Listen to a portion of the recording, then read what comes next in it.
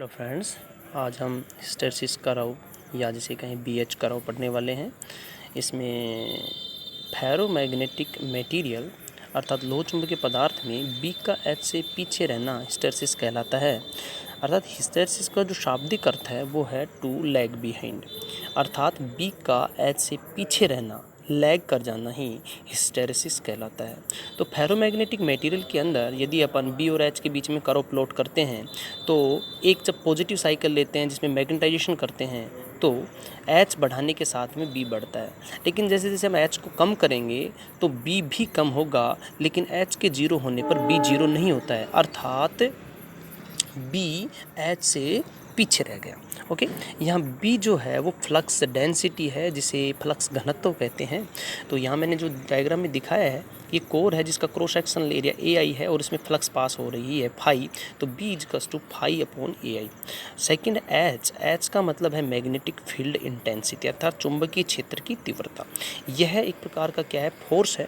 तो Ampere's law क्या हो गया, integration of 0 to LM H into D L equals to M M F, और एम एम एफ को अपन एन आई से लिख सकते हैं या कहीं एम्पियर इंटू टर्न।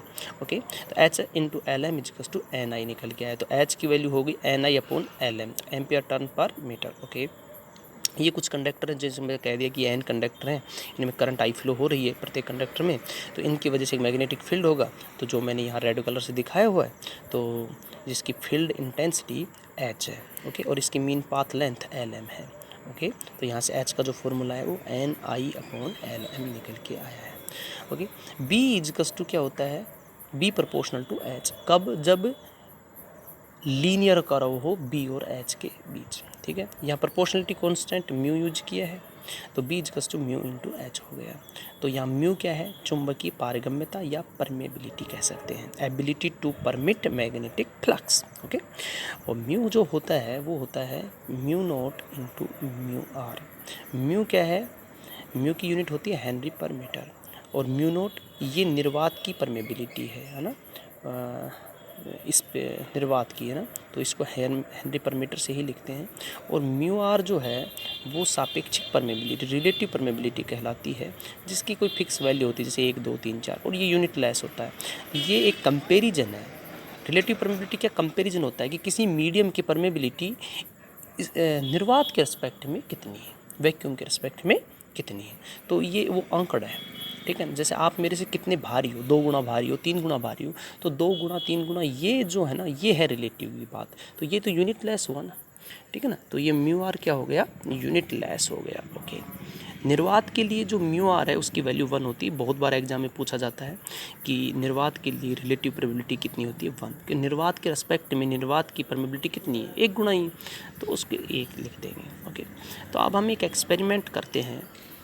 हम एक आयरन रोड लेते हैं जिसके ऊपर ये कुंडली लपेट देते हैं। आयरन रोड को मैंने रेड कलर से दिखाया हुआ है, जिस पर अपन ने ब्लैक कलर की पेन से ये कुंडली लपेटी हुई, और इसमें हम एसी सप्लाई देते हैं। तो जब पॉजिटिव हाफ साइकिल जाता है तो स्टार्टिंग में क्या होगा, करंट बढ़ेगी, करंट बढ़ेगी तो एच भी बढ़ेगा। ठीक है, और एच बढ़ेगा तो बी बढ़ेगा। यदि करंट कम करेंगे तो एच भी कम होगा, और एच कम होगा तो बी भी कम होगा। ये एक सिंपल सा प्रोसीजर है। ठीक है ना। ओके, तो जैसे जैसे करंट बढ़ती है एच बढ़ता है, एच बढ़ता है, तो ये अपने जो बहुत सारे डोमेन होते हैं ना फेरोमैग्नेटिक मटेरियल में, ये एक ही लाइन में आने की कोशिश करते हैं। ओके, तो जब ये सब एक ही लाइन में आ जाते हैं और सारे के सारे जब एक ही लाइन में आ जाते हैं तो वो सैचुरेशन की पोजीशन कहलाती है, जो मैंने डायग्राम में दिखाया हुआ। ठीक है, तो अब हम यहाँ से समझते हैं कि हो क्या रहा है। तो ये मैंने पॉइंट शो किए हुए हैं, ओ ए बी, है ना, तो इस तरीके से। तो मैं यहाँ पर आपको बताऊँ, बी एच कर्व के अंदर आप देखिए ओ ए, ठीक है, ओ से और ए तक के लिए हुआ क्या है कि करंट आई बढ़ रही है।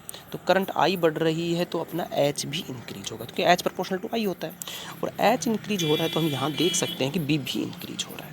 लेकिन जब एट पॉइंट ए की बात करते हैं तो सैचुरेशन की कंडीशन आ जाती है ना। तो इसके बाद यदि हम आई को बढ़ाएंगे तो एच तो बढ़ेगा लेकिन बी नहीं बढ़ेगा। तो सैचुरेशन की कंडीशन समझ में आ गई क्या हुआ। सैचुरेशन की कंडीशन में करंट बढ़ रही है, एच तो बढ़ेगा लेकिन बी फ्लक्स डेंसिटी नहीं बढ़ेगी। तो ये कंडीशन होती है अपने सैचुरेशन की कंडीशन।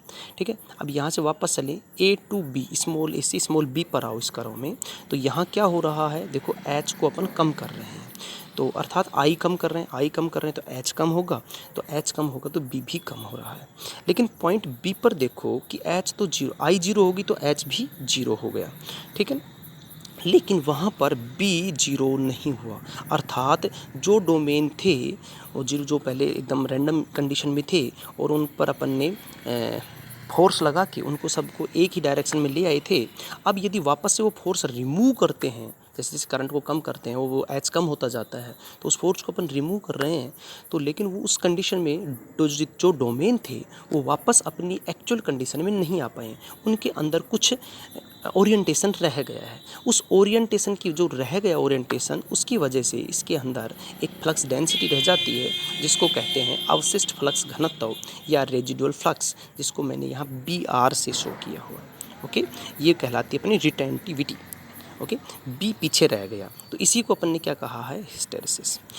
तो अब थर्ड पॉइंट क्या है, B to C, small b से स्मॉल c पर आएँ, तो यहाँ हमने देख रहे हैं कि अब अपनी करंट है जो नेगेटिव डायरेक्शन में आ गई है। यहाँ से देख सकते हो B के बाद में अपनी current negative, half cycle start हो गए तो नेगेटिव डायरेक्शन में आ गई है, तो H भी नेगेटिव डायरेक्शन में बढ़ने लगेगा। ओके, तो जो B है अभी पॉजिटिव में था, कुछ रह गया था, अभी जीरो नहीं हुआ था, तो पहले वो पॉजिटिव डायरेक्शन में रहते हुए जीरो होगा, तो पहले ये डिक्रीज करने लगता है। ओके, तो जब पॉइंट C आता है तो C पर क्या होता है, B जीरो हो जाता है। ठीक, लेकिन यहाँ H कुछ ना कुछ है, तो H की वैल्यू जो है वो -HC के बराबर है, इसको बोलते हैं कोरेसिव फोर्स, निग्रह बल।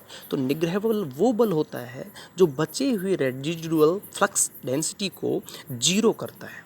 ठीक है ना, तो जो रह गया था रेजिडुअल फ्लक्स उसके अंदर, उसको जीरो करने के लिए जिस फोर्स की रिक्वायरमेंट है उसको हम बोलते हैं कोरेसिव फोर्स, जिसको अपन HC से लिखते हैं। ओके, अब वापस अपन चलते हैं C to D।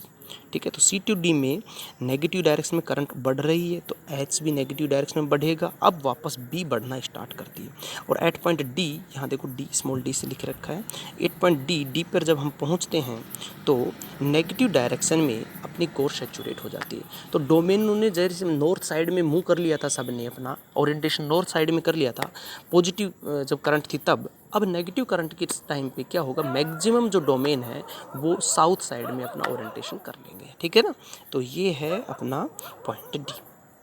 अब बात करते हैं DE, तो वापस देखो D से अपन E की तरफ आ रहे हैं, तो नेगेटिव डायरेक्शन में जो H था उसको अपन वापस कम करना स्टार्ट कर देते हैं, अर्थात फोर्स को रिमूव करने लगे।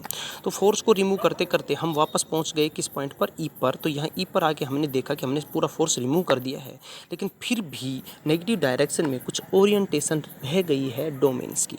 ठीक है ना, ओके, तो इसको वापस अपन क्या कहेंगे, रेजिडुअल फ्लक्स, अवशिष्ट फ्लक्स घनत्व, ये नेगेटिव डायरेक्शन में रह गया है। ओके, अब अपन E से F की तरफ चलते हैं, E to F। तो E to F में अपन वो वापस कर रहे हैं कि नेगेटिव डायरेक्शन में फोर्स अप्लाई कर रहे हैं, तो करंट पॉजिटिव में हो गई, तो पॉजिटिव में H हो गया, तो जो नेगेटिव में अपना -B रह गया था वो क्या हो जाएगा, जीरो पॉइंट F पर। तो पॉइंट F पर जो कोरेसिव फोर्स अपने लगाया है उसको बोलते हैं H = +HC, जिसको निग्रह बल कहते हैं, और यहाँ अपना B क्या हो गया, जीरो हो गया। ठीक है, वापस F to A जाएंगे, F to A, तो वापस वही सिचुएशन हो गई, H बढ़ाते जाएंगे, B बढ़ता जाएगा, A के ऊपर वापस सैचुरेशन आ जाएगा, तो ये पॉइंट अपना जो फर्स्ट था वही वापस अपने को मिल जाता है।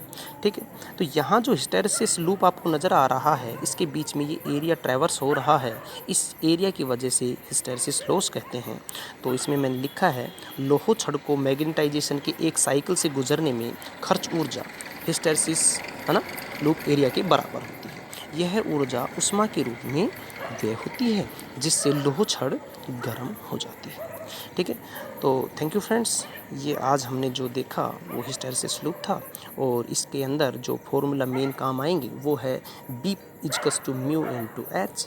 ठीक है, फर्स्ट सेकंड है म्यू, क्या होता है, म्यू परमेबिलिटी है, जो फॉर्मूला होता है μ0 × μr, जहाँ इनकी यूनिट हेनरी पर मीटर है, और μr जो रिलेटिव परमेबिलिटी है वो यूनिट लेस होती है। ठीक है, ये भी बहुत इंपॉर्टेंट है। साथ में आज हमने एम्पेयर्स लॉ भी देखा है, तो एम्पेयर्स लॉ का जो फॉर्मूला निकल के आया उससे, तो वो H = NI/LM निकाल लिए है ना। एम्पेयर्स लॉ तो ये है, integration of H × del = ampere turn. Okay, ठीक है, बाकी अपन ने ये देखा कि कैसे एक साइकिल के अंदर इसी की कंप्लीट साइकिल के अंदर एक BH कर्व कंप्लीट ट्रैवर्स हो जाता है। तो वो मैंने पॉइंट वाइज आपको बताया, first second third fourth and एक पॉइंट के हिसाब से आपको बताया। Thank you friends. इसमें कोई प्रॉब्लम हो तो आप कमेंट बॉक्स में कमेंट करके पूछ सकते हैं। ओके।